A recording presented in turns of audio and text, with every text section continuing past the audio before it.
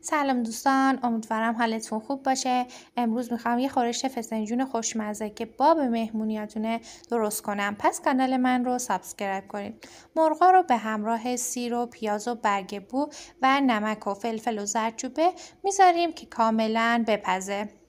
گردویی که استفاده میکنیم باید مرغوب باشه و اونا رو کاملا آسیاب میکنیم. پیازها هم خورد میکنیم و پیازها رو به همراه کره حیوانی تفت میدیم.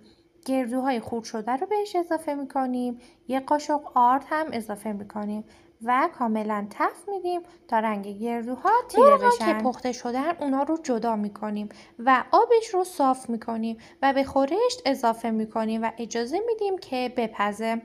برای چاشنی هم از رب انار استفاده میکنیم و به دل بخواه اگه دوست دارین خورشتتون ملس باشه یه قاشق شکر هم اضافه کنید و اجازه بدین کاملا بپزه. نیم ساعت آخر پخت هم مرغا رو به همراه زعفرون دم کرده اضافه کنید.